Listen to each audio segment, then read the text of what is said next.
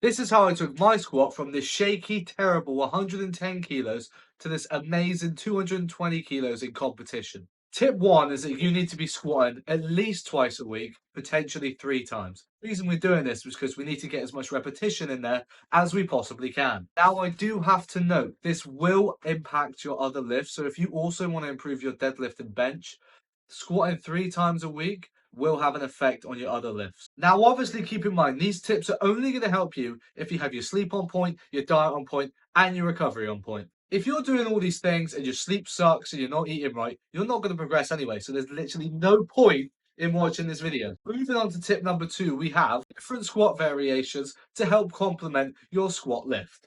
A few of my favorite variations are going to be tempo squats, slow eccentric down, pin squats. That's when you set the barriers up and then you stop the bar on the barriers and then you squat back up. Okay. That is really good for improving your positioning on the way down and on the way up. And another thing you need to do is progress in different rep ranges. There's no point in going in every week and doing reps of 3 or reps of 5. You need to be covering the whole basis. Progress in the 3 rep range or progress in the 8 rep range. Trust me. My third tip is that you need to be doing different types of leg exercises to also help complement your squat. Now, obviously, squatting variations are going to be the most beneficial. However, we need to do other things to help us target other muscles, such as your bum or your hamstrings, okay? So when you're training squats, you need to do other things like split squats, hamstring curls, RDLs. These are all going to complement your squat. Now, tip number 4 is that you do not need to be going flat out for every single set, especially when it comes to strength. You need to be focusing on repetition rather than pure intensity. When it comes to hypertrophy, yes, intensity is going to be the absolute main factor. But when it comes to strength, you need to constantly be doing the lift to help improve your technique and improve your power on the way up.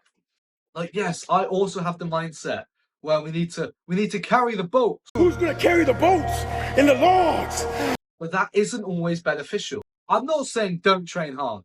Obviously, you need to train hard. I'm just saying do not take every single set to failure, especially if you've got 5 sets, say. You need to be able to get 1, 2, 3, 4, 5, not have to sacrifice weight and form.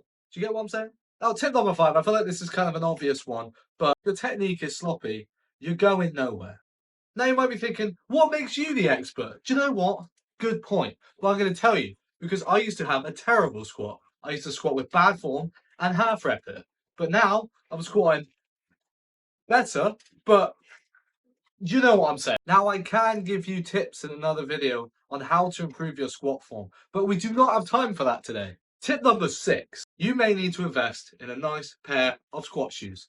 The reason you might need a pair of squat shoes is because your ankle mobility sucks. See, with a squat shoe, it's elevated at the heel and it allows your hip to get below your knee joint a lot easier. Now, they're not for everyone. Not all powerlifters use them. However, I like them, but they are expensive. So if you don't have that, you can use a platform or 2 plates to elevate your heels in the gym, and that will help you tremendously if you're struggling to get depth. Now, those are my quality tips, and I promise you, if you do all those things, you will achieve the best squat in the world. I promise you, if you do all those things, you will be like John Hack.